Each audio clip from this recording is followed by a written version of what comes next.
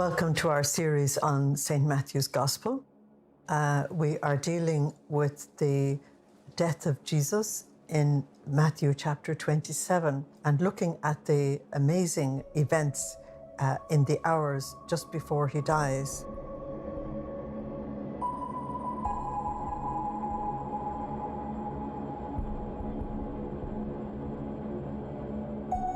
The Sanhedrin and the people and the two men who are dying with him all taunt him. And the final taunt that they give is in verse 43. And this would come mostly from the Sanhedrin. He puts his trust in God. Now let God rescue him if he wants him. He did say, I am the Son of God. Now, those words have come almost straight out of Wisdom chapter 2, which I shared with you many episodes back. And they don't realize that Jesus is experiencing Psalm 22 and Wisdom chapter 2 as they are looking at him. That he has to trust God against all that is coming against him, against all the taunts, against all the insults. He's got to trust God beyond reason. And that is what he's teaching us here. That no matter what is thrown at you, trust God beyond reason. God alone knows what he's doing.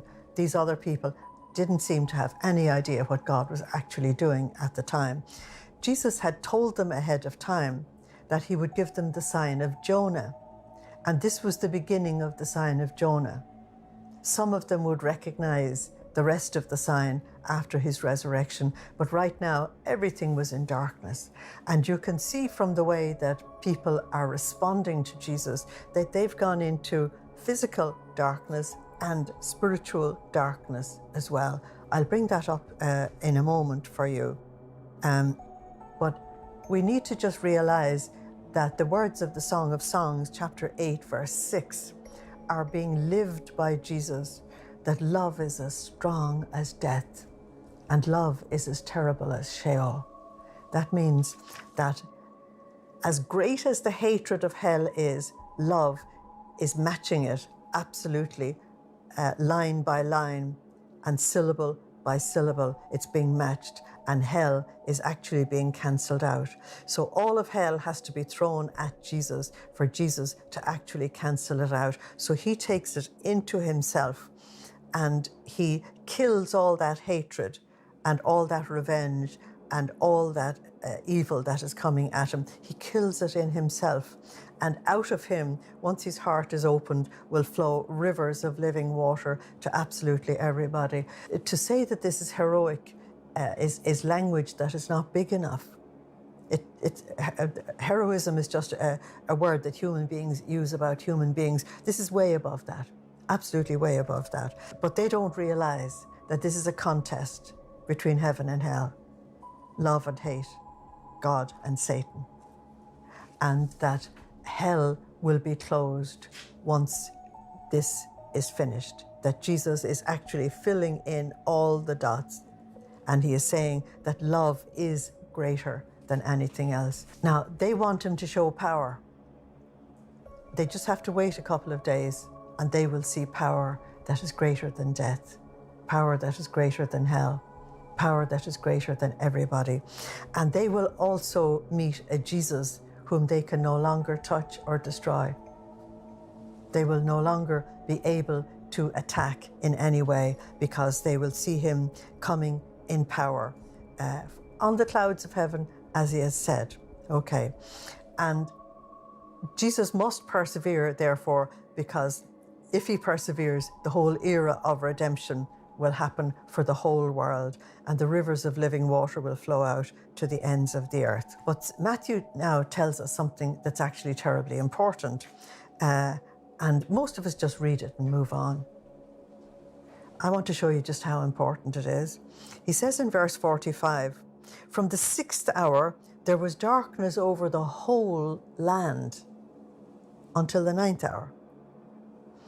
And at about the 9th hour, that's 3 o'clock in the afternoon, Jesus cried out in a loud voice, Eli, Eli, lama sabachthani. my God, why have you deserted me?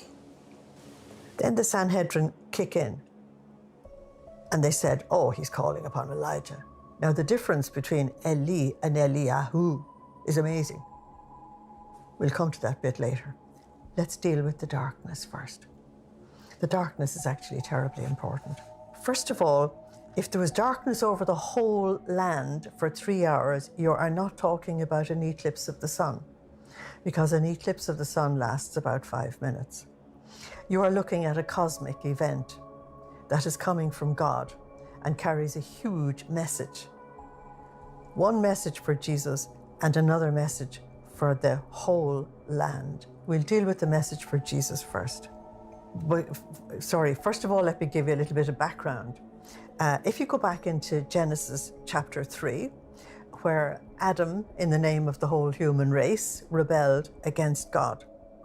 And after his rebellion, he was plunged into spiritual darkness. And all the terrible things that has come out of that terrible spiritual darkness. And that spiritual darkness signifies man's break from his sonship with God, man's break with the will of God, very well illustrated in the Sanhedrin here. And it was the time when God the Father had his agony in the Garden of Eden. God the Son had his agony in the Garden of Gethsemane. And God the Father's agony was that this jewel of a person that he had made and wanted to increase and multiply and fill the earth and conquer it had now turned against him completely and had become a prodigal son, and was going to have to live out the consequences of his decision. But Genesis 3:9 tells you that God went looking for Adam and said, Adam, where are you?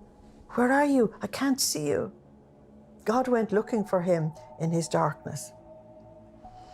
Now you're 4,000 years later, and the second Adam here on Calvary is bringing humanity back to the Father. He has been carving a path all the way back, the narrow way of Matthew 7:13. He's been carving this road back. And here, when he is paying the price to bring these two together, that is God and humanity, the Creator and his creatures, to bring them back into unity and love and into one will. Just at this crucial moment, he's plunged into darkness. And you have to ask, why? There's a whole lot of answers to the why. So he has 3 hours of darkness before his death. The first answer to that is, this is the 14th day of Nisan. That is March, April for us. And the temperature in the middle of the day in Israel would have been about 28 degrees centigrade. That would literally cook his wounds. It would be an added terrifying torture.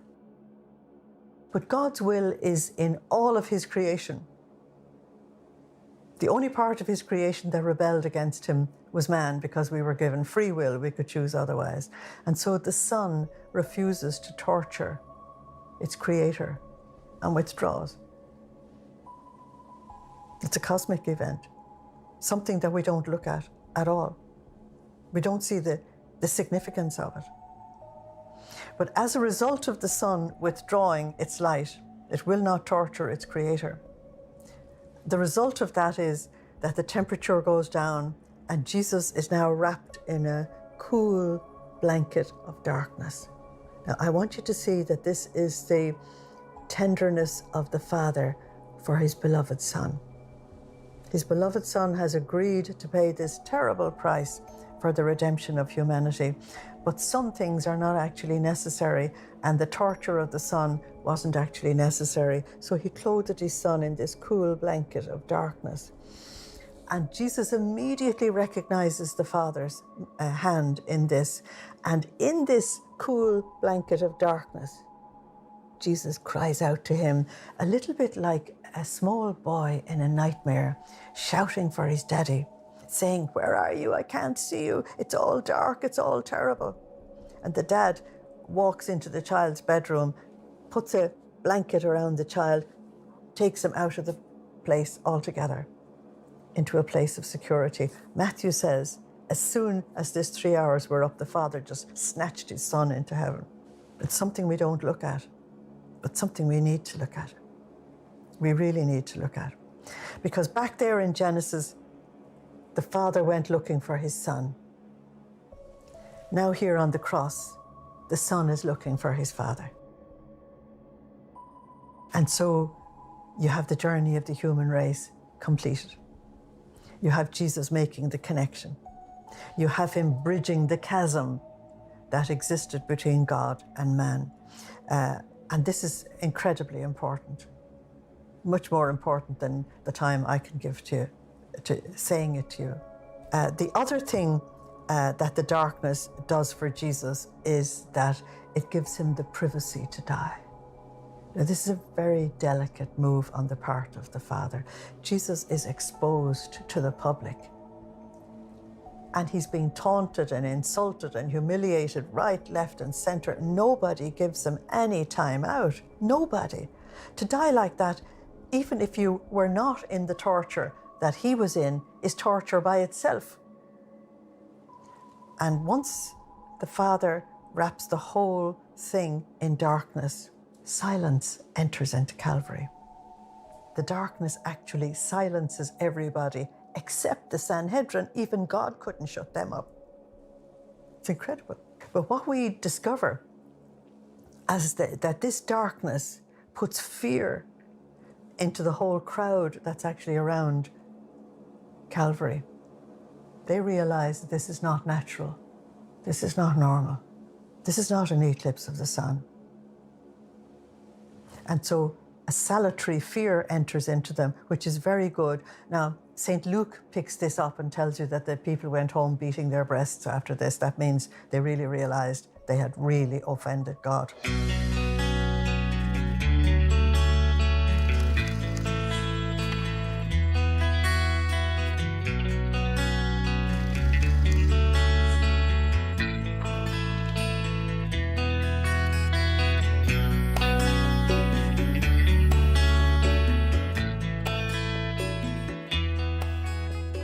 Matthew won't give you that detail. But Matthew wants you to delve into the darkness to know just what's going on. The Roman soldiers went into silence, so they would stop playing their games. They normally just played games at the foot of any crucifixion they were doing, because a crucifixion for them is just part of their job. They stopped. The next time they speak, they will declare that man a son of God. They look on in absolute awe that no matter what is thrown at him, from heaven or from earth or from hell, he can take it. You're looking at a hero from every angle.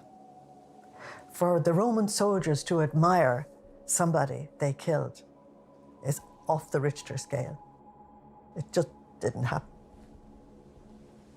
And for the man who actually pierced him with the lance, which Matthew's not going to tell you, to become his disciple, just tells you that what was going on Calvary was absolutely massive. And no matter how blind they were, they had to see something. They had to see the heroism of this man. Nothing, only love came out of him. Nothing. He was love incarnate. Nothing, only wisdom came out of him. He was wisdom incarnate. Nothing, only life came out of him, because he was life. But that's not the only message. Matthew says that the darkness covered the whole land of Israel. Now, the message for the land of Israel and the message for Jesus would be very, very different. Very different.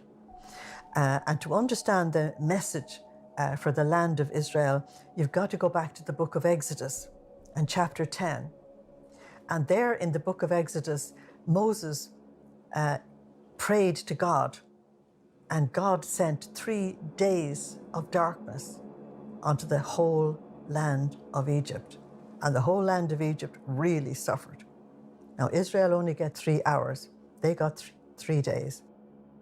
And they had to understand that if God had visited them with 3 days of terrible darkness, and the book of Exodus says it was a darkness that was so thick you could actually touch it. Well, that's not the absence of light, it's the presence of evil. And so the people of Israel are being told, the light of the world visited you, you rejected it. Now know what you have chosen. You have chosen spiritual darkness. And spiritual darkness brings terrible results of sin and disintegration and chaos and wars and destruction, all of which they did experience. But know what you have chosen. You have chosen the darkness over the light. Now, the subject of light and darkness is the very first subject in the Bible, because you only go as far as verse 3 in Genesis, when you're told that God created light to dispel the darkness. And after 3.5 years of the light of God spreading all over Israel with its life and its grace and its beauty and its new life and its healing and its forgiveness and absolutely everything else, that they would choose the darkness is mind-blowing. It's mind-blowing. So if they chose the darkness, then they're going to have to take the consequences. But they were warned about it. Let me just give you one of the warnings. I won't take up your time with all of them. Amos chapter 8, verses 9 to 10 says, on that day, that was the day of Yahweh, the day of the Lord, which is the day they're actually having on the 14th day of Nisan in the year 30 when Jesus Christ died. This was the day of the Lord. On that day, I will make the sun go down at noon, and I will darken the earth in broad daylight. And I will make it a morning like the morning for an only son. They were warned. But you know, blindness is blindness, and hardness of heart is hardness of heart. It's very frightening. And so the battle that's going on here is also the battle for the soul of Israel, for the soul of the nation. Who will be the shepherd and the leader of this nation? But let's go back to Jesus, because the wonderful message is for him, that the Father is now enclosing him, even though he has been plunged into this terrible darkness. You see, Jesus has to go into this hellish darkness for us to pull us out of it. So his prayer pulling us out of it is for the whole lot of us.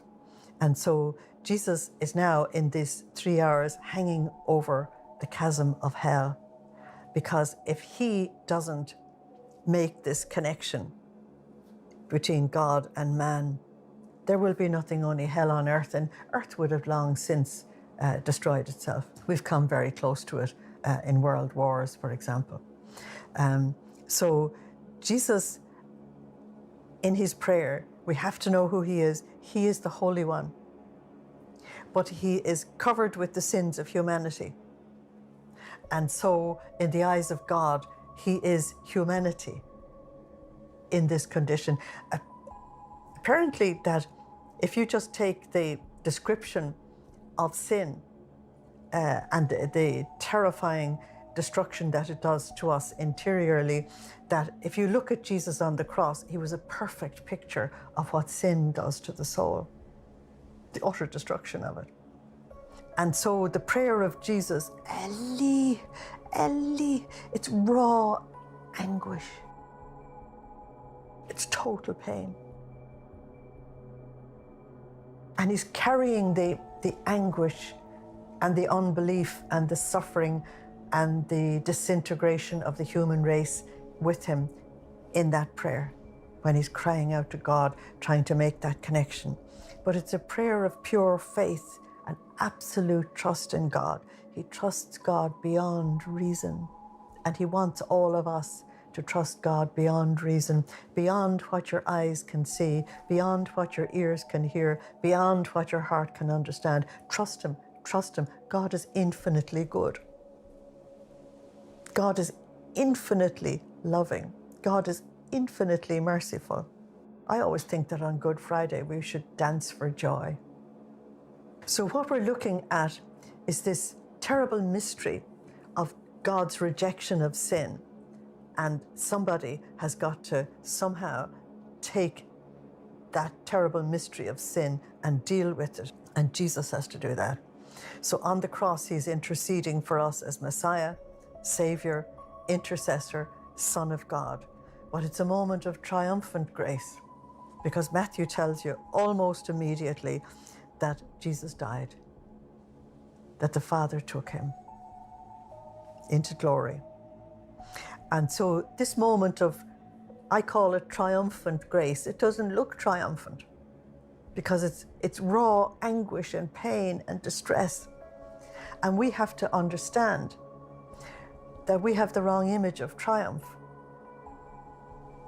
That when we are struggling ourselves through something that is very painful and deep, and a cry comes from the very depths of our being to reach the very depths of God, that is triumphant prayer as well.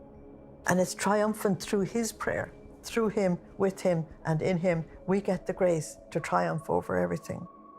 And so Jesus carries the cry of every human heart. He carries our disillusionments, he carries our doubts, he carries our everything. He carries everything and lays at the feet of the Father, is what I should be saying. And he trusts the Father completely, and he actually makes the connection. So he becomes the Pontifex Maximus, the great bridge over which we all walk into heaven. We walk over his shoulders into heaven. There he is, hanging over the abyss. Okay. Because it doesn't look like triumph, the Sanhedrin won't accept it, because they have a worldly image of what triumph is. And if we have a worldly image of what victory and triumph is, then we don't get the message either. I love the way Mother Teresa of Calcutta said, God only asks you to try. He didn't ask you to succeed. I think it's brilliant. And so the Lord wants us to deal with things, but to deal with them through him, with him, and in him. Now, while this heroism is going on in Jesus, the Sanhedrin continue to attack. How they couldn't stop, I just don't know. There seemed to have been no limit to their need to attack him. And when he cries out, Eli to God, El is God, Eli is my God, they somehow twist that into Eliyahu, which is the name Elijah. And the reason why they do it is that if they can tell the people at this last minute, because they know Jesus is about to die, if at this very last hurdle they can tell the people he's calling upon Elijah, therefore he can't be the Messiah because the Elijah comes before the Messiah, that's totally evil. It's completely malicious. How they could do it is beyond me completely. Beyond me completely. They don't seem to have any idea what's going on. At least the people are in silence at this stage, and the Roman soldiers are in silence. And it's this silence of the cross that when you go to St. John's Gospel, he picks that up because he was there, and it struck him very, very deeply that suddenly silence fell on the whole place, because these moments of the prayer of Jesus to the Father, making the connection across the chasm, was the most sacred, terrifying, and wonderful moment. Thank you for listening. Slán agus benach dé live. Goodbye. God bless you.